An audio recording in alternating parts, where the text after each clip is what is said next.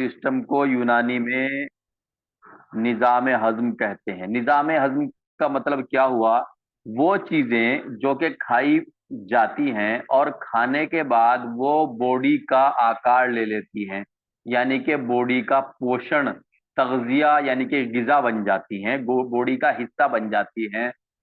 तो वो सिस्टम जिसके तहत ये पूरा अमल होता है उसको डाइजेस्टिव सिस्टम कहते हैं।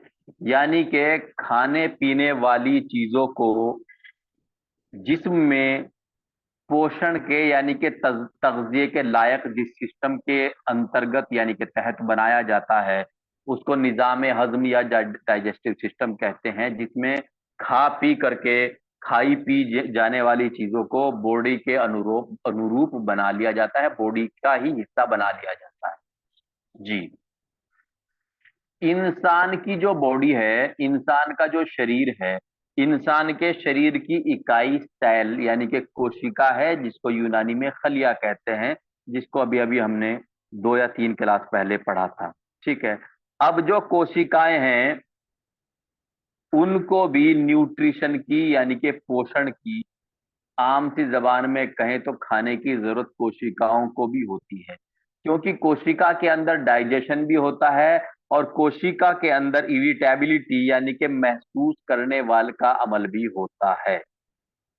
ठीक है। अब डाइजेशन जो है केमिकल एक फिजियोकेमिकल क्रिया यानी कि काम है, फिजियोकेमिकल काम है डाइजेशन। जी। क्या क्या? प्रोटीन जिसको हम यूनानी में समीन कहते हैं, फैट फैट जिसको हम यूनानी में प्रोटीन प्रोटीन जिसको यूनानी में समीन कहते हैं, फैट जिसको यूनानी में शहम कहते हैं, कार्बोहाइड्रेट जिसको यूनानी में नशास्ता कहते हैं, का डाइजेशन होता है। यानी कि इन भोज्य पदार्थों का जो है डाइजेशन होता है, निजाम हजम के तहत जो है इनका हाजमा होता है। लेकिन वाटर यानी कि पानी, विटामिन जिनको यूनानी में हयातीन कहते हैं, और मिनरल्स, इनका डाइजेशन नहीं होता, ये डायरेक्ट एब्जॉर्ब होते हैं, या अगर खाने में है तो खाने में से एब्जॉर्ब हो जाते हैं। डाइजेशन का जो एक क्रिया होती है उसकी जरूरत इनको नहीं होती। डाइजेशन की एक क्रिया और प्रतिक्रिया, जो एक सिस्टमिक एक डाइजेशन होता है, वो वाटर में, हयातीन यानी कि विटामिन में और मिनरल में उसकी जरूरत नहीं होती।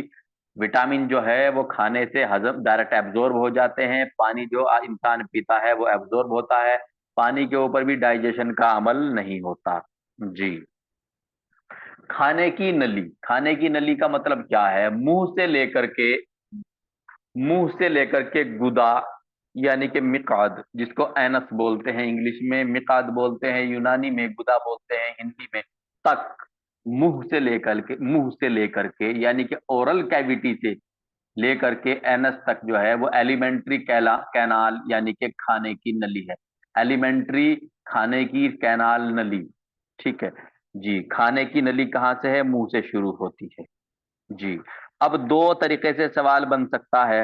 वो ऑर्गन्स जो कनाते गिजाई कहते हैं, एलिमेंट्री कैनाल खाने वाली नली को बनाने में खास रोल अदा करते हैं, वो ऑर्गन्स जो कनाते गिजाई यानी कि जो खाने की नली है उसको बनाने में खास रोल अदा करते हैं, ऐसे भी सवाल पूछा जा सकता है। ठीक है। और सवाल ऐसे भी बन सकता है, डाइजेस्टिव सिस्टम को मुकम्मल करने के लिए, चाहे तो कनाते गिजाई खाने की नली बोल लीजिए, या डाइजेस्टिव सिस्टम को मुकम्मल करने में खास रोल अदा करने वाले, और मामला वही है कि डाइजेस्टिव सिस्टम यानी कि कनाते गिजाई एक ही चीज है, खाने की नली या डाइजेस्टिव सिस्टम एक ही मामला है, क्योंकि डाइजेस्टिव सिस्टम पर ही जो है एलिमेंट्री कैनाल पर ही डाइजेस्टिव सिस्टम अपना काम करता है। ठीक है।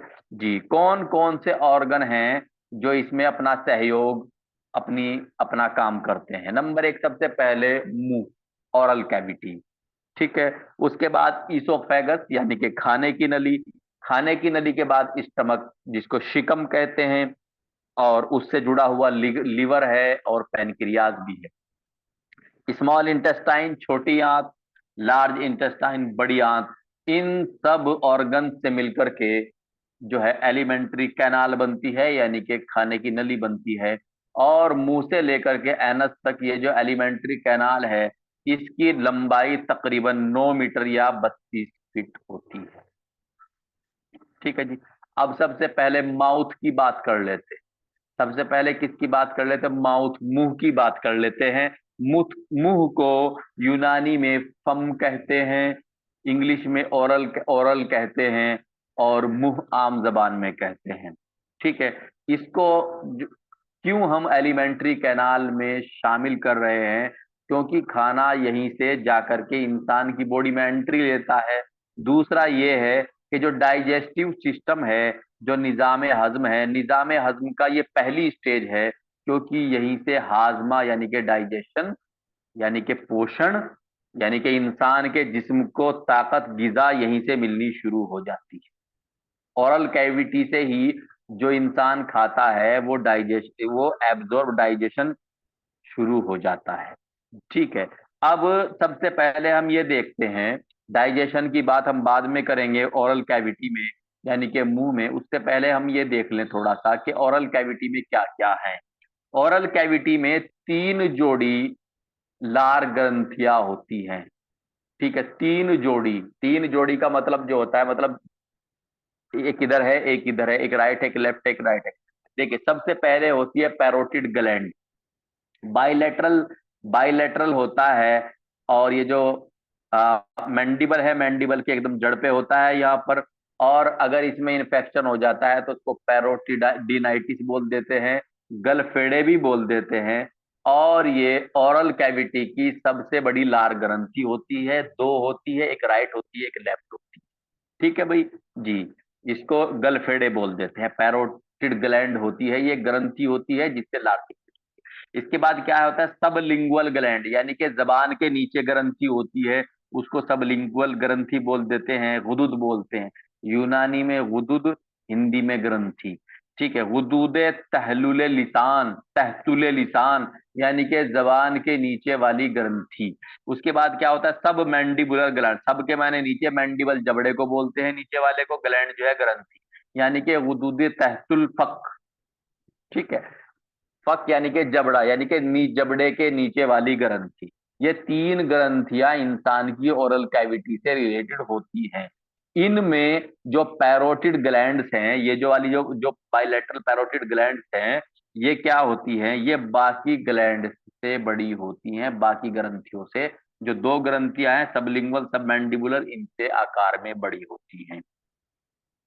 ठीक है जी। इन गुदूद से लार निकलती है। इस लार में 4 किस्म के, 4 प्रकार के एंजाइम्स होते हैं। Number 1 lysozyme, ptyalin, diastase, mucus. ठीक है। 4 प्रकार के एंजाइम होते हैं, क्योंकि एंजाइम ही जो पोषक तत्व हम खाते हैं उसको डाइजेस्ट यानी कि हजम करते हैं। ठीक है जी। ग्लूकोज का डाइजेशन, अब देखिए जो चीजें हम खाते हैं उसमें, ठीक है, फैट है, प्रोटीन है, कार्बोहाइड्रेट है, विटामिन है, मिनरल है, पानी है, वाटर। ठीक है। लेकिन 3 चीजें ऐसी हैं, जैसे कि फैट हो गई, प्रोटीन हो गई, और कार्बोहाइड्रेट। कार्बोहाइड्रेट जो जिसको ग्लूकोज भी कह देते हैं। कार्बोहाइड्रेट उसके बड़े मॉलिक्यूल होते हैं, ग्लूकोज जो है वो उसका बारीक और छोटा मॉलिक्यूल है, और डाइजेस्ट, जो कि डायरेक्ट डाइजेस्ट हो जाता है। अगर हम ग्लूकोज को जो दवाई के रूप में होता है ना, उसको खा लेते हैं तो वो डायरेक्ट एब्जॉर्ब हो जाता है, क्योंकि ग्लूकोज जो है वो डाइजेस्टिव फॉर्म है। कार्बोहाइड्रेट की डाइजेस्टिव फॉर्म ग्लूकोज है। कार्बोहाइड्रेट के बड़े मॉलिक्यूल्स होते हैं, जब वो हजम हो जाते हैं इंसान के जिस्म में तो फिर वो ग्लूकोज, ग्लूकोज की शक्ल में होते हैं। सबसे बड़ी चीनी, चीनी चीनी चीनी बड़े मॉलिक्यूल्स होते हैं, यानी कि शुगर, ऐसे समझ लीजिए आप, इससे आसानी हो जाएगी। ठीक है। शुगर, शुगर को छोटे मॉलिक्यूल्स में तोड़ा, वो बन गए कार्बोहाइड्रेट। कार्बोहाइड्रेट को और छोटे मॉलिक्यूल्स में तोड़ा, यानी कि इतने छोटे मॉलिक्यूल्स में कि वो जिसमें डाइजेस्ट हो गए, एब्जॉर्ब हो गए तो वो होता है ग्लूकोज। और ग्लूकोज ग्लूकोज ग्लूकोज को जो न्यूट्रल करता है, अगर बात करें तो इंसुलिन करता है। लेकिन ये जो कार्बोहाइड्रेट नशास्ता होता है, इसका जो डाइजेशन शुरू होता है वो मुंह से ही, यानी कि ओरल कैविटी से ही शुरू हो जाता है। ये जो ग्लैंड्स हैं, तीन जोड़ी ग्लैंड्स हैं जो कि ओरल कैविटी से जुड़ी हुई हैं, जिनसे कि लार या राल कुछ भी बोल देते हैं, लार या राल कुछ भी बोल देते हैं। ये जो निकलती है, लार बोलते हैं वैसे, ये जो निकलती है, यानी कि इंसान को जो लार रोजाना आती है वो तकरीबन 1 से 1.5 लीटर लार इंसान को आती है। होता क्या है कि इंसान उसको निगलता रहता है, और ये जो लार होती है ये इंसान के मुंह को मॉइस्ट रखती है, तर रखती है, नरम रखती है, गीला रखती है, खुश्क नहीं होने देती, ताकि जब इंसान खाना खाता है, इंसान इसका जो खाना होता है वो इसमें क्या होता है, वो इसमें मिक्सअप हो जाता है, और इसी लार में मिल करके वो जो लुकमा होता है, वो जो ग्रास होता है, वो फिर खाने की नली को मेरे को इसोफेगस में को होते हुए स्टमक में आ जाता है, इसी लार की चिकनाई में को बहता हुआ। ठीक है जी। 1 से 1.5 लीटर तक लार इंसान को डेली आती है। इसके बाद माउथ के बाद हम आ जाते हैं ईसोफेगस में। देखिए, ईसोफेगस जो है, एग्जाम पर्पस से एक पॉइंट, ईसोफेगस के 2 पॉइंट है, दोनों इंपॉर्टेंट है। पहला पॉइंट ये है कि ईसोफेगस में हजम नहीं होता, डाइजेशन नहीं होता। ओरल कैविटी में होता है, ओरल कैविटी यानी कि मुंह में डाइजेशन होता है, लेकिन ईसोफेगस, ईसोफेगस कहाँ से होती है, ये जो फेरिंक्स लैरिंक्स के बाद और स्टमक तक होती है, इसमें ये जो खाने का पाइप है, इसमें ईसोफेगस में, मरी में, जो कि छाती में को पार हो रही है, थोरैक्स में को पार हो रही है, इसमें डाइजेशन नहीं होता। ओरल कैविटी में डाइजेशन होता है, स्टमक में डाइजेशन होता है, ठीक है, लेकिन ईसोफेगस में डाइजेशन नहीं होता। पहला इंपॉर्टेंट पॉइंट, ठीक है, ये पूछा जा सकता है कि एलिमेंट्री कैनाल का वो कौन सा ऑर्गन है जिसमें डाइजेशन नहीं होता, ईसोफेगस। दूसरा, ईसोफेगस की जो लेंथ है, जो लंबाई है, वो 25 सेंटीमीटर होती है। अब तीसरी तरफ आ जाइए, स्टमक। ठीक है, जब स्टमक, ईसोफेगस से खाना कहाँ पहुंच जाता है, स्टमक में पहुंच जाता है। ठीक है, स्टमक में जब खाना पहुंच जाता है, देखिए, जब खाना मुंह में, हम मुंह में खाने को चबाते हैं तो लुबदी तैयार हो जाती है, इसको लुबदी कह देते हैं। जब ये लुबदी स्टमक में आ जाती है, स्टमक में आ जाती है, तो इसको कैलूस कह देते हैं, कैलूस या बोलस कह देते हैं, जब ये स्टमक में आ जाती है। अब स्टमक के फिजियोलॉजिकली अगर हम देखें तो 3 इंपॉर्टेंट पार्ट्स हैं। Number 1 fundus of stomach, number 2 body of stomach, number 3 pylorus या पाइलोरिक ऑफ स्टमक। एनाटमी में हमने स्टमक के 4 पॉइंट पढ़े थे, कार्डिया पढ़ा था, फंडस पढ़ा था, बॉडी पढ़ा था, पाइलोरिक या पाइलोरस पढ़ा था। लेकिन फिजियोलॉजी में हम 3 पढ़ रहे हैं। एक्चुअली कार्डिया में कुछ इतने फिजियोलॉजिकली इंपॉर्टेंट वर्क नहीं है, जो इंपॉर्टेंट वर्क है वो फंडस में है, बॉडी में है और पाइलोरिस में है। तो अगर हम फिजियोलॉजी की दृष्टि से देखते हैं तो हम 3 ही पे डिस्कस करते हैं। तो 3 इंपॉर्टेंट है, वैसे 4 हैं लेकिन इंपॉर्टेंट 3 हैं फिजियोलॉजिकली अगर हम देखें तो। जी। अब जो शिकम है, जो स्टमक है, स्टमक जो होता है, स्टमक से क्या निकलता है, नंबर 1 गैस्ट्रिक जूस निकलता है, गैस्ट्रिक जूस निकलता है। और ये जो गैस्ट्रिक जूस निकलता है, ये हाईली एसिडिक होता है, यानी कि बहुत ज्यादा तेजाबियत इसके अंदर होती है। इसका जो पीएच होता है वो 2 होता है, यानी कि इंसान जो उल्टा पुल्टा खा लेता है बाजार बाजार में बगैर हाथ धोए, ऐसे ही अपना, ठीक है, ऐसे ही अनहाइजेनिक खा लेता है, तो पहली बात नहीं खाना चाहिए। ठीक है, लेकिन अगर खा लेता है तो इंसान का जो स्टमक है, वो स्टमक जो के अंदर मान लीजिए जो भी खाने में गंदी चीजें गई, वो स्टमक उन चीजों को क्या कर देता है, गंदी चीजों को किल कर देता है। हालांकि ये बैड हैबिट है, क्योंकि स्टमक का काम जो है वो अनहाइजेनिक चीजों को मारना नहीं है। ठीक है, अनहाइजेनिक चीजों के लिए क्या है, हमें हैंड वॉश रखना चाहिए, साफ सफाई रखनी चाहिए। लेकिन कुदरत ने, रब ने एक हाइजेनिक एक हाइजेनिक काम जो है वो स्टमक में क्या रख दिया कि इंसान जो गंदा संदा खा लेता है, वो स्टमक का जो तेजाब होता है, जिसको गैस्ट्रिक जूस कह देते हैं, हाइड्रोक्लोरिक एसिड बोल देते हैं, जो कि बहुत ही ज्यादा तेजाब वाला होता है, जिसका पीएच 2 होता है, ज्यादातर उन खराब कीटाणुओं को, बैक्टीरिया वगैरह को स्टमक में वो डिस्ट्रॉय कर देता है, खत्म कर देता है। ठीक है। अब जो गैस्ट्रिक जूस होता है उसमें रेनिन और पेप्सिन दो एंजाइम होते हैं। जो पेप्सिन होता है वो प्रोटीन को डाइजेस्ट करता है। जो पेप्सिन होता है जो कि स्टमक में है वो प्रोटीन को डाइजेस्ट करता है। हम स्टमक की बात कर रहे हैं। देखिए, एक पॉइंट यहाँ पे यूनानी का बहुत ही ज्यादा आ गया था। वो अगर अलग से बताते तो भूल भुलैया हो जाती, उसको मैंने बीच में ही ले लिया, लेकिन मैंने उसको काले पेन से जो है बंद कर दिया। लेकिन आप समझ लीजिए। देखिए, मॉडर्न तो ये कहती है कि स्टमक के बाद, यानी कि पाइलोरस जो एंड है स्टमक का, उसके बाद कहाँ जाता है खाना? ड्यूडिनम में जाता है, फिर जेजुनम में जाता है, फिर इलियम, यानी कि ये कि ड्यूडिनम, जेजुनम, इलियम छोटी आंत के 3 भाग हैं। उसके बाद खाना कहाँ चला जाता है? सीकम में चला जाता है, ascending, transverse, descending, sigmoid colon में को निकलता हुआ, रेक्टम में को निकलता हुआ, एनस में को निकल जाता है। ठीक है। लेकिन यूनानी कुछ और कह रही है। यूनानी क्या कहती है? मैदे के बाद, स्टमक के बाद खाना जो है कहाँ जाता है? लिवर में जाता है। हालांकि मॉडर्न नहीं कहती। मॉडर्न कहते हैं कि स्टमक के बाद छोटी आंत में जाता है। इन चीजों को, इन पॉइंट्स को आप समझ लीजिए, क्योंकि इन पॉइंट से जिगर से संबंधित सवाल बहुत उठते हैं। ठीक है। स्टमक के बाद जो स्टमक में कैलूस बना था, वो कैलूस कहाँ चला जाता है? वो जिगर में चला जाता है। ये यूनानी कॉन्सेप्ट है। और जिगर में जाने के बाद एक हजम होता है जिगर में, इसको फिर कैमूस कह देते हैं। फिर स्टमक में कैलूस कहते हैं, जो हजम हो जाता है उसको कैलूस कहते हैं। और लिवर में कैमूस कहते हैं। और इसी कैमूस से फिर अखलात, अखलात यानी कि खिलते, मैंने उमूर तवैया में पढ़ाया था, क्या कहते हैं, अरकान, मिजाज, अखलात, आजार, वक्त, हुआ, फाल। तो ये जो अखलात है ये कैमूस से तैयार हो रहा है, जिगर के हाजमे के बाद तैयार हो रहा है। अखलात कौन कौन कौन से होते हैं?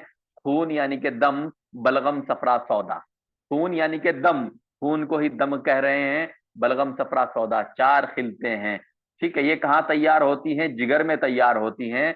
और हजमे कब्दी, कबिद कहते हैं लीवर को, हजमे कब्दी यानी कि जिगर के हाजमे के बाद होती है। ये यूनानी कॉन्सेप्ट है जो हम डिस्कस कर रहे हैं। हजमे कब्दी के बाद शुरू होती है और कैमूस से बनता है। किससे बनता है? कैमूस। कैमूस कहाँ बनता है? जिगर में बनता है कैमूस। और जिगर के हाजमे के बाद कैमूस बनता है। इसी कैमूस से खिलते बन जाती हैं। दम, बलगम, सफरा, सौदा, यानी कि खून, बलगम, सफरा, सौदा तैयार हो जाते हैं। ये एक यूनानी कॉन्सेप्ट था। ठीक है। ये यहाँ पे डिस्कस इसलिए कर लिया ताकि अगर आ जाए। एक बात मैं आपको बता दूं, अगर आपके सवाल में अखलात आ रहा है, खिल्त आ रही है, तो याद रखना मॉडर्न में खिल्त नहीं है, खिल्त यूनानी में है। फौरन समझ जाना कि ये यूनानी से पूछा गया है। ठीक है जी। अब जो कैमूस के बारे में हम डिस्कस करते हैं कि कैमूस जिगर में हजम के बाद कैमूस बनता है। इस कैमूस को एलोपैथिक में कायम कहते हैं। कायम। ठीक है जी। छोटी आंत के बाद चलते हैं हम, स्टमक के बाद छोटी आंत में आ रहे हैं। ये जो यूनानी कॉन्सेप्ट था हमने डिस्कस कर लिया। ठीक है। हमने मॉडर्न कॉन्सेप्ट को भी देखा, यूनानी कॉन्सेप्ट को भी देखा। अब छोटी आंत जो है, छोटी आंत जो है 3 हिस्सों से मिलकर के बनी है। Number 1 duodenum, jejunum, ileum. इसको हम एनाटॉमी में डिस्कस करके आ चुके हैं। ड्यूडिनम को इसनाशरी कहते हैं, जेजुनम को साइम कहते हैं। साइम रोजेदार को भी कहते हैं। जेजुनम को इसलिए कहते हैं क्योंकि जेजुनम जो खाली रहती है, और रोजेदार का पेट भी खाली रहता है भूख की वजह से। तो जेजुनम को यूनानी में साइम कहते हैं। इलियम जो लास्ट हिस्सा है छोटी आंत का, जो तीसरा हिस्सा है, उसको दकीक कहते हैं। ठीक है। इसको तो हमने समझा, लेकिन इसको हम तब तक नहीं समझ सकते। देखिए, ये जो छोटी आंत है, छोटी आंत में क्या है? ड्यूडिनम है, जेजुनम है, इलियम है। जो छोटी आंत का पहला हिस्सा है, जिसको ड्यूडिनम, जिसको यूनानी में इस्नाशरी कहते हैं, इसका बहुत बड़ा रोल है डाइजेशन, डाइजेशन में, यानी कि डाइजेस्टिव सिस्टम में। ठीक है। क्यों है, कैसे है, इसको समझते हैं। क्योंकि जो लीवर से एक ट्यूब आ रही है, बाइल डक्ट आ रही है, वो कहाँ गिरती है? वो ड्यूडिनम में गिरती है। लीवर से जो पित्त आ रहा है या बाइल आ रहा है, वो कहाँ की, लीवर का बाइल कहाँ गिरता है? छोटी आंत में गिरता है। ठीक है। और जो पैनक्रियाज आ रहा, पैनक्रियाज से जो पैनक्रियाटिक जूस आ रहा है वो भी छोटी आंत में ही गिरता है, दोनों एक ही जगह गिर जाते हैं। एम्पुला ऑफ वाटर नाम की जगह होती है ड्यूडिनम में, वहां पे दोनों जूस गिर जाते हैं। बाइल जो कि लीवर से आ रहा है वो भी गिर जाता है, और पैनक्रियाटिक जूस जो कि पैनक्रियाज से आ रहा है वो भी गिर जाता है छोटी आंत में। ठीक है, इसको समझ लीजिए। ठीक है, अब क्यों ये चीज क्यों डिस्कस करी, इसको समझ लीजिए। जो पैनक्रियाज से पैनक्रियाटिक जूस आता है, ठीक है, जो कि ड्यूडिनम में गिरता है, पैनक्रियाटिक जूस को कंप्लीट डाइजेस्टिव एंजाइम कहते हैं। क्यों कहते हैं? क्योंकि ये जो पैनक्रियाटिक जूस होता है इससे तीन एंजाइम निकलते हैं। एक एंजाइम जो है, तीन एंजाइम निकलते हैं। एक एंजाइम जो है वो प्रोटीन को डाइजेस्ट करता है, दूसरा एंजाइम फैट को डाइजेस्ट करता है, और तीसरा जो एंजाइम होता है, तीसरा एंजाइम कार्बोहाइड्रेट को डाइजेस्ट करता है। तीनों को डाइजेस्ट करते हैं, इसलिए पैनक्रियाटिक जूस को कम कंप्लीट डाइजेस्टिव एंजाइम कहते हैं। जी, अब एक अजीब सा थोड़ा सा फिजियोलॉजिकल फिजियोलॉजिकल पॉइंट है, उसको समझिए। पैनक्रियाज से निकलता है पैनक्रियाटिक जूस, कहाँ गिरता है? ड्यूडिनम में। ठीक है, इसी तरह लीवर से जो पित्त यानी कि सफरा आया, यानी कि बाइल आया, ठीक है, वो कहाँ गिरता है? वो भी छोटी आंत यानी कि ड्यूडिनम में गिरता है। अब लेकिन एक दूसरी मैटर है, इसको समझ लीजिए। और देखिए पहली बात, चलिए इसको बाद में बताते हैं, पहले आप इसको समझ लीजिए। सिक्रीटन एक हार्मोन है, सिक्रीटिन एक हार्मोन है जो कि स्मॉल इंटेस्टाइन से निकलता है। सिक्रेटिन एक हार्मोन है जो कि स्मॉल इंटेस्टाइन से निकलता है। और इसका काम क्या है? इसका काम है, ये पैनक्रियाज पे काम करता है, और पैनक्रियाज को तैयार करता है कि वो पैनक्रियाटिक जूस को निकाल के छोटी आंत में गिरे। देखिए, छोटी आंत में डाले, जब इंसान की आंत में खाना जाता है तो आंत को पता लग जाता है, वहां से सिक्रीटिन नाम का हार्मोन, एंजाइम की बात नहीं हो रही है, एंजाइम और हार्मोन को मिला मत देना। हार्मोन अलग चीज होती है, एंजाइम अलग चीज होती है। तो आंत से क्या निकलता है? सिक्रीटिन नाम का हार्मोन। ये कहाँ वर्क करता है, कहाँ काम करता है? पैनक्रियाज पर। और पैनक्रियाज को ये हार्मोन कहता है कि तुम पैनक्रियाटिक जूस निकालो जल्दी से और छोटी आंत में डालो, क्योंकि वहां खाना आ चुका है, उसको हजम करना है। छोटी आंत से हार्मोन निकलता है जो पैनक्रियाज पे अटैक करता, सॉरी, काम करता है। और पैनक्रियाज जो है उस हार्मोन से स्टिमुलेट होकर के, ठीक है, क्या करता है? पैनक्रियाटिक जूस निकालता है, और ये पैनक्रियाटिक जूस कहाँ गिरता है? छोटी आंत में, और इससे क्या होता है? खाना हजम होता है। जी, अब आप पढ़ लेते हैं हम थोड़ा सा लीवर को। लीवर से क्या निकलता है? बाइल निकलता है, जिगर में बनता है। ठीक है, लीवर से जो बाइल बनता है इसके अंदर कोई एंजाइम नहीं होता। लीवर से जो बाइल निकलता है, जो पित्त निकलता है, जो सफरा निकलता है, उसके अंदर कोई एंजाइम नहीं होता, फिर भी वो डाइजेशन में महत्वपूर्ण भूमिका अदा करता है, बहुत ही खास काम करता है। ठीक है, अब देखिए, जो लीवर के अंदर पित्त बन रहा है, सफरा बन रहा है, या आप इसको जो है बाइल कह सकते हैं, बन रहा है, बनता रहता है, और लीवर से नीचे आकर के गाल ब्लडर यानी कि पित्त की थैली में इकट्ठा होता रहता है। क्या? बाइल यानी कि सफरा, जो कि कहाँ बन रहा है? लीवर में बन रहा है। और कहाँ इकट्ठा होता है? लीवर में बनता है और इकट्ठा होता है गाल ब्लडर में। गाल ब्लडर को यूनानी में कहते हैं मिरारा।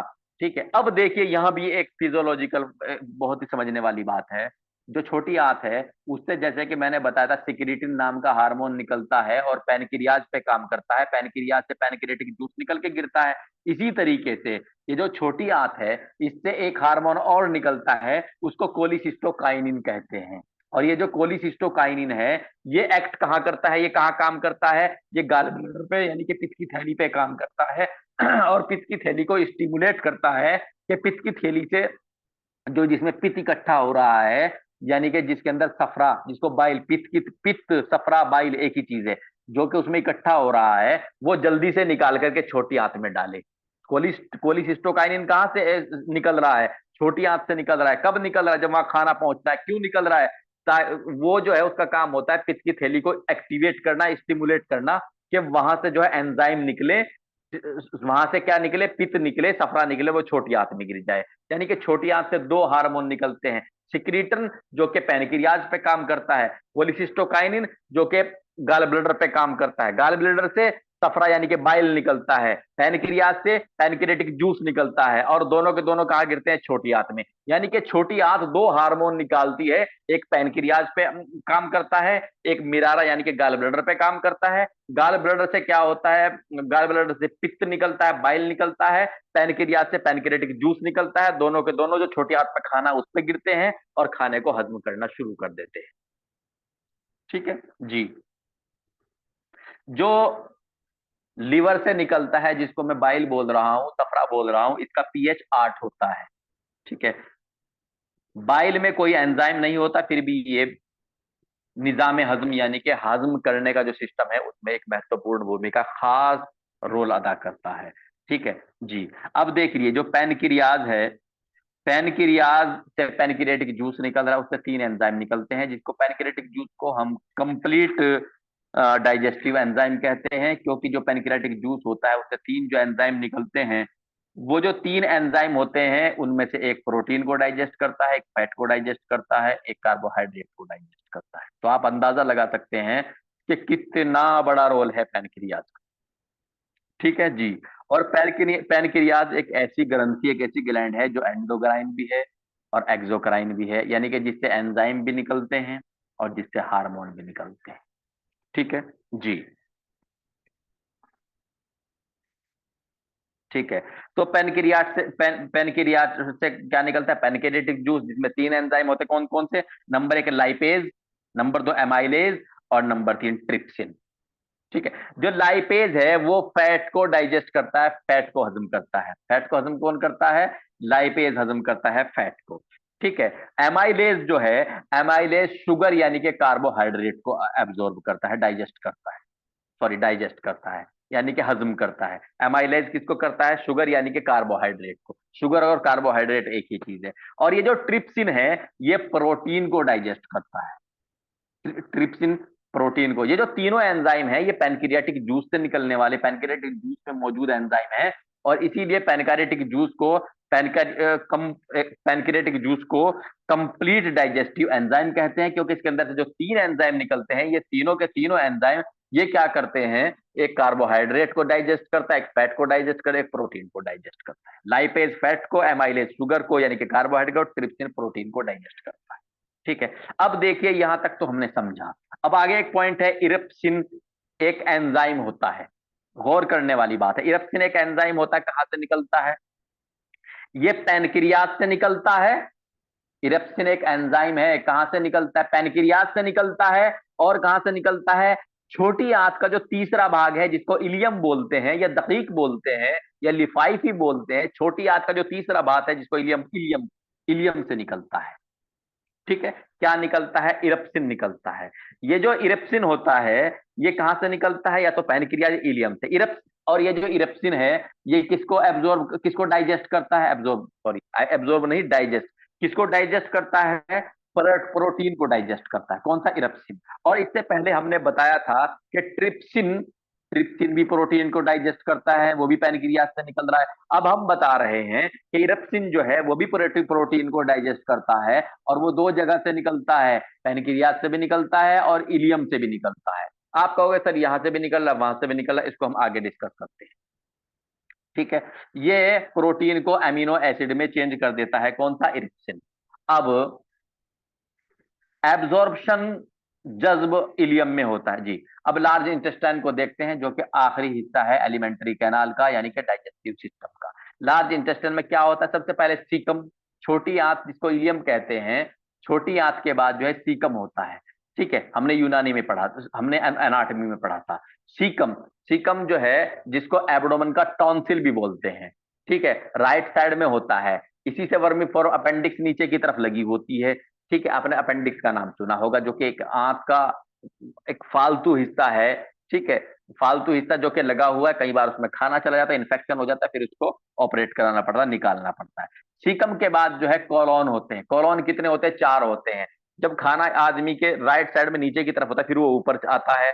ठीक है। ये हुआ असेंडिंग कॉलम, ऊपर से फिर राइट से लेफ्ट की तरफ जाता है, इसको ट्रांसवर्स कॉलम बोलते हैं। लेफ्ट ऊपर से नीचे की तरफ जाता है, इसको डिसेंडिंग कॉलम बोलते हैं। डिसेंड नीचे उतर जाना, डिसेंडिंग कॉलम बोलते हैं। फिर ये घूम करके नीचे लेफ्ट से घूम करके बिल्कुल बीच में आ जाता है सिग्मोइड कोलोन से, उसके बाद रेक्टम, और रेक्टम के बाद एनस। ठीक है। रेक्टम में काइल, काइल किसको बोलते हैं? स्टूल को, टट्टी को, पाखाने को काइल बोलते हैं। रेक्टम जो होता है, जो कि सिग्मोइड कोलोन के बाद का हिस्सा है, इसमें इकट्ठा होता रहता है स्टूल। ठीक है जी, पाखाना जमा होता रहता है। पानी का एब्जॉर्प्शन लार्ज इंटेस्टाइन में होता है, मेन मेन इंपॉर्टेंट पॉइंट है। अब प्रोटीन के बारे में समझ लीजिए, क्योंकि प्रोटीन थोड़ा कंफ्यूज करने वाली है। प्रोटीन पूरी तरीके से एक जगह हजम नहीं होती, क्योंकि प्रोटीन का जो है, उसको पहले मोटे मॉलिक्यूल से छोटे मॉलिक्यूल्स में तोड़ा जाता है, फिर और छोटे मॉलिक्यूल्स में तोड़ा जाता है, फिर वो एब्जॉर्ब हो जाता है। तो प्रोटीन को कैसे कैसे, मतलब जो चिकनाई खाते हैं, जो प्रोटीन खाते हैं, पहले मोटे बड़े पार्टिकल होते हैं, फिर वो छोटे मॉलिक्यूल छोटे पार्टिकल में डिवाइड हो जाते हैं, उसके बाद वो एब्जॉर्ब हो जाता है। ठीक है, तीन हिस्सों में जाकर के प्रोटीन का डाइजेशन होता है। ठीक है, कैसे होता है देखिए। सबसे पहले जो प्रोटीन का डाइजेशन यानी कि हाजमा होता है, वो स्टमक में होता है। स्टमक में एक हार्मोन होता है पेप्सिन, एक हार्मोन होता है रेनिन। अब रेनिन को छोड़ दीजिए, पेप्सिन को समझ लीजिए। पेप्सिन जो है वो प्रोटीन को पेप्टोन में बदल देता है। ठीक है। पाइलोरस, पाइलोरस जो स्टमक का पाइलोरस वाला भाग है, ठीक है, स्टमक का पाइलोरस वाला भाग है, उसमें उसमें जो है क्या करते हैं, पेप्सिन जो है काम करता है किसके ऊपर? प्रोटीन के। और प्रोटीन को किस में बदल देता है? पेप्सिन, पेप्सिन एक एंजाइम का नाम है, और ये बदल देता है पेप्टोन में। पेप्टोन, अब ये मान लीजिए चर्बी के मोटे मॉलिक्यूल थे, पतले बन गए, पहले इसको प्रोटीन कह रहे थे, अब इसको पेप्टोन कहेंगे। प्रोटीन ही को पेप्टोन कह रहे हैं, एंजाइम ने उसको पतला पतला बना दिया। कहाँ बना दिया? पाइलोरस में, स्टमक के बना दिया। अब जो प्रोटीन है यानी कि पेप्टोन है, वो स्टमक से आगे चला। स्टमक से आगे चल के कहाँ गया? स्टमक से आगे चल के कहाँ गया? वो ड्यूडिनम में गया। ड्यूडिनम में क्या होता है? ये जो पेप्टोन है, ड्यूडिनम में ट्रिप्सिन, इससे क्या मिलता है? ट्रिप्सिन नाम का एंजाइम मिलता है। ट्रिप्सिन नाम का एंजाइम कहां से आ रहा है? पैनक्रियाटिक जूस से आ रहा है। ट्रिप्सिन नाम का जो एंजाइम होता है कहां से आ रहा है? पैनक्रियाटिक जूस से आ रहा है, ड्यूडिनम में आ रहा है। ठीक, अब ये पेप्टोन है, क्योंकि प्रोटीन जो है वो पाइलोरस में क्या बन गई थी? प्रोटीन पेप्टोन बन गया था। अब ये जो पेप्टोन जो कि ड्यूडिनम में है, समझने की बात है, गौर करना, जो कि ड्यूडिनम में है, ये जो कि ड्यूडिनम में है, अब इसमें जब पैनक्रियाटिक जूस मिलता है, और पैनक्रियाटिक जूस में जब इसमें ट्रिप्सिन मिलता है, तो ट्रिप्सिन जो है पेप्टोन को पेप्टाइड में बदल देता है। नूरीन बेटा आंखें मत मलो, इधर ध्यान दो। ट्रिप्सिन पेप्टोन को पेप्टाइड में बदल देता है ड्यूडिनम में, और ट्रिप्सिन कहां से निकलता है? पैनक्रेटिक जूस से निकलता है। ठीक है, उसके बाद अब ये जो पेप्टाइड है, पेप्टाइड, ठीक है, प्रोटीन का क्या बना? प्रोटीन का पेप्टोन बना, पेप्टोन का पेप्टाइड बना। प्रोटीन का पेप्टोन बना, पेप्टोन का पेप्टाइड बना, यानी कि तीसरी चीज बन गई। अब ये जो पेप्टाइड है, जो कि ड्यूडिनम में है, अब ये पहुंच जाता है जेजुनम को पार करते हुए इलियम में। इलियम यानी कि छोटी आंत का आखिरी हिस्सा, वहां पे इसे क्या मिलता है? इरप्सिन नाम का एंजाइम मिलता है, जो कि छोटी इलियम से भी निकलता है और पैनक्रियास से भी निकलता है। ठीक है, वहां क्या मिलता है? इरप्सिन। अब इरप्सिन क्या काम करता है? इरप्सिन जो है क्या काम करता है? इरप्सिन इस पेप्टाइड को अमीनो एसिड में बदल देता है। ये जो अमीनो एसिड है, ये वो प्रोटीन होती है जो कि इंसान के जिस्म में एब्जॉर्ब यानी कि डाइजेस्ट हो चुकी होती है। जो प्रोटीन इंसान खाता है वो डायरेक्ट एब्जॉर्ब नहीं होती, जो चर्बी चिकनाई खाता है वो डायरेक्ट नहीं होती। प्रोटीन का पेप्टोन बनता है, फिर पेप्टाइड बनता है, और उसके बाद अमीनो एसिड बनते हैं, और अमीनो एसिड इंसान के जिस्म में एब्जॉर्ब हो जाते हैं। ठीक है, तो प्रोटीन सबसे पहले कहाँ? स्टमक में एब्जॉर्ब हुई पेप्सिन से। ठीक है, स्टमक के बाद कहाँ हुई? ड्यूडिनम में हुई ट्रिप्सिन से, और ड्यूडिनम के बाद कहाँ हुई? इलियम में हुई, और इलियम में इरप्सिन नाम के एंजाइम से हुई, और क्या बन गए? Amino acid. और ये इस तरीके से अमीनो एसिड के रूप में डाइजेस्ट होकर के, हजम होकर के एब्जॉर्ब, यानी कि जिस्म का हिस्सा बन गई। ठीक है जी। अब थोड़ा सा पेज नंबर 704 पे देख लीजिए, निजाम दौरान खून। पेज नंबर 704 से निजाम दौरान खून, निजाम उरूक भी कहते हैं, उरूक कहते हैं नसों को, ब्लड सर्कुलेटरी सिस्टम। इंसान के जिस्म में खून जो है वो नसों में को दौड़ता है। सभी जितने भी जीवधारी हैं, हैवान हैं, सबके जो शरीर में है वो नसों में को खून नहीं दौड़ता। इंसान के जिस्म में जो खून दौड़ता है वो वेसल्स यानी कि रगों में को, नसों में को दौड़ता है। जैसे कि आपने एक जानवर, एक हैवान देखा होगा, तिलचट्टा, जिसको कॉकरोच बोलते हैं, उसमें नसों में कोई ब्लड नहीं दौड़ता, बल्कि ओपन ब्लड होता है। ठीक है जी। इंसान में क्लोज ब्लड सर्कुलेटरी सिस्टम होता है। क्लोज ब्लड क्यों, क्लोज क्यों होता है?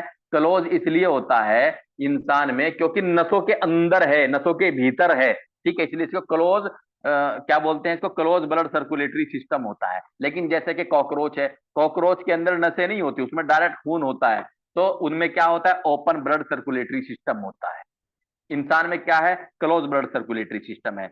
हार्ट के प्रेशर के जरिए इंसान से जो खून है वो हार्ट के जरिए पूरी बॉडी में फैल जाता है, फिर बॉडी से वापस क्या होता है, हार्ट में आ जाता है।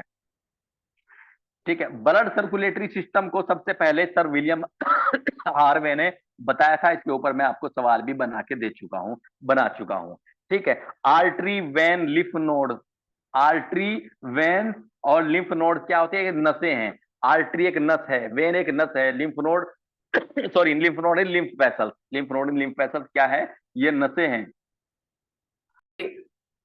वेन और लिम्फ वेसल्स क्या होती है, रगे हैं। देखो ये जो नसें हैं, नसों के बीच में जो खाली जगह होती है जहां पे खून दौड़ रहा है, लिम्फ वेसल्स में लिम्फ दौड़ रहा है, उसको ल्यूमेन कहते हैं। जो नस के अंदर का खाली हिस्सा होता है ना जिसमें खून या लिम्फ दौड़ता है, उसको उसको ल्यूमेन कहते हैं। ठीक है, आर्टरी में ऑक्सीजनेटेड ब्लड यानी कि ऑक्सीजन वाला ब्लड दौड़ता है, और वेन वेन में डीऑक्सीजनेटेड यानी कि जिसमें डीऑक्सीजनेटेड यानी कि ऐसा ब्लड जिसमें ऑक्सीजन की मात्रा कम होती है। ठीक है, डीऑक्सीजनेटेड जिसमें ऑक्सीजन की मात्रा कम होती है और कार्बन डाइऑक्साइड की मात्रा बढ़ जाती है, वो वेन के अंदर दौड़ता है। पल्मोनरी आर्टरी एक अकेली ऐसी आर्टरी है जिसके अंदर डीऑक्सीजनेटेड ब्लड दौड़ता है। उसके अलावा जितनी भी आर्टरीज है सबके अंदर ऑक्सीजनेटेड यानी कि ऑक्सीजन वाला ब्लड गर्दिश करता है, दौड़ करता है। पल्मोनरी आर्टरी एक अकेली आर्टरी है जिसके अंदर डीऑक्सीजनेटेड यानी कि कार्बन डाइऑक्साइड मिश्रण वाला, कार्बन डाइऑक्साइड जिसके अंदर ज्यादा होता है वो ब्लड सर्कुलेट करता है, ऑक्सीजन उसके अंदर कम होता है। एक अकेली आर्टरी है, इसके अलावा जितनी भी आर्टरी है उनके अंदर ऑक्सीजनेटेड ब्लड रन करता है। इसी तरीके से पल्मोनरी वेन एक अकेली वेन है जिसके अंदर ऑक्सीजनेटेड ब्लड रन करता है, दौर करता है। इसके अलावा जितनी भी वेन है उनके अंदर डीऑक्सीजनेटेड ब्लड वेन रन करता है। आर्टरीज में 120 एमएम के दबाव से, ठीक है, मर्क के दबाव से खून जो है वो दौरा करता है। आर्टरीज में वॉल्व नहीं होती, वेन्स में वाट वेन में वॉल्व होती हैं, लिम्फ वेसल्स में भी वेन वॉल्व होती हैं। ये कल हमने डिस्कस कर लिया था कि लिम्फ वेसल्स में भी वॉल्व होती हैं। हार्ट जो होता है, देखिए पेज नंबर 704 पे सबसे नीचे देखिए, हार्ट से जो है एओर्टा, एओर्टा क्या होती है, बड़ी बड़ी आर्टरी होती है, एक तरीके से वो भी बड़ी आर्टरी होती है एओर्टा। हार्ट से एओर्टा में खून जाता है, एओर्टा से आर्टरीज में जाकर के पूरे जिस्म में फैल जाता है। ये आर्टरी आखिरी में आकर के क्या होती है, बारीक बारीक बारीक जैसी रगों में बदल जाती है जिसको कैपिलरीज कहते हैं। एक तरफ से कैपिलरीज गई, खून गया ऑक्सीजन वाला, फिर दूसरी तरफ जो है, जैसे कि ये कैपिलरीज गई ना इधर से और दूसरी तरफ फिर कैपिलरीज गई इधर से, ये ऐसे मिल गई। ये आर्टरी वाली कैपिलरीज है, ये वैन वाली कैपिलरीज है, इनमें ऑक्सीजन वाला ब्लड है, इसमें कार्बन डाइऑक्साइड वाला ब्लड है, तो ये ऐसे गई।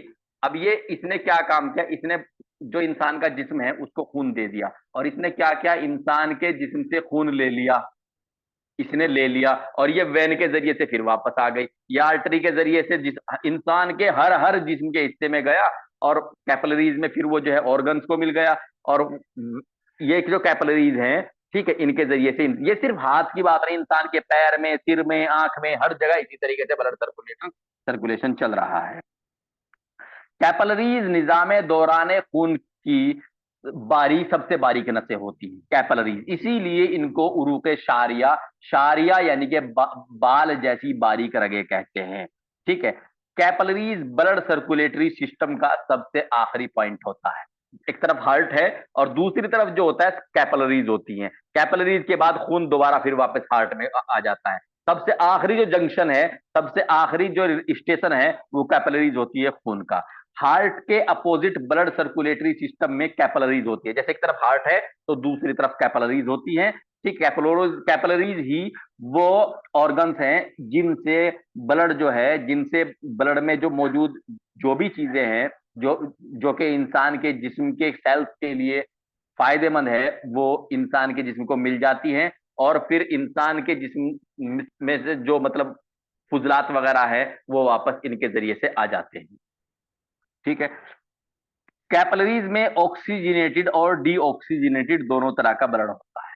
ठीक है, मान लीजिए ऑक्सीजन ऑक्सीजन वाला गया, ठीक है, उसमें से ऑक्सीजन, मिनरल, प्रोटीन जो कि अमीनो एसिड की कंडीशन में है, फैट, ठीक है, ये सारी चीजें इंसान के जिस्म ने ले ली, विटामिन, पानी, जिस चीज की जरूरत हुई, और दूसरी तरफ को एब्जॉर्ब होकर के वेन में को होते हुए, वेना केवा में को होते हुए दोबारा फिर इंसान के हार्ट में आ जाती है। ठीक है, तो कैपिलरीज में ऑक्सीजनेटेड और डीऑक्सीजनेटेड दोनों तरह का ब्लड होता है। ये बहुत ही ज्यादा इंपॉर्टेंट पॉइंट है, इनको भूलना भी नहीं है, इनको याद भी रखना है, इनको लिखना भी है, और इस रिकॉर्डिंग को सुनना भी है। जिसको कुछ समझ में ना हो मुझे पूछ लीजिए, अब मैं रिकॉर्डिंग ऑफ कर